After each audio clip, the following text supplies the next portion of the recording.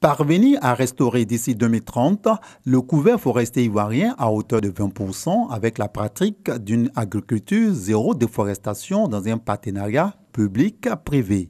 C'est l'objectif de cette politique adoptée il y a moins d'une semaine en Conseil des ministres.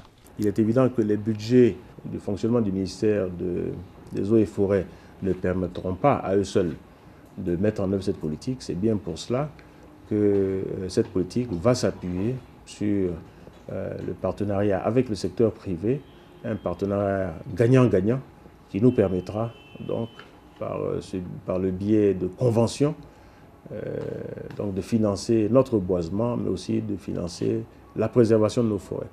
Plus de 60 milliards de francs CFA seront consacrés chaque année à la mise en place de cette politique en matière de sauvegarde des forêts, objets d'agression de toutes sortes.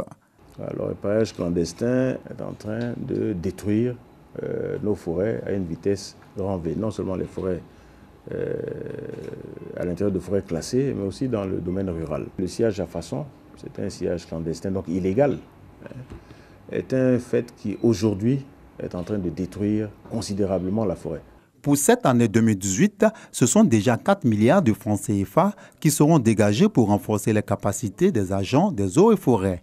Ce financement donc, a été mis à la disposition du ministère des Eaux et Forêts pour permettre à son administration, qui se trouve le plus proche donc, de nos forêts, d'être dotée de moyens de mobilité, surtout, parce que c'est ceci qui fait défaut pour une présence sur tout le territoire national et aussi la mise en place très prochaine d'une brigade. Nous aurons l'appui du ministère de la Défense à travers les forces spéciales qui vont donc appuyer la mise en place de cette brigade.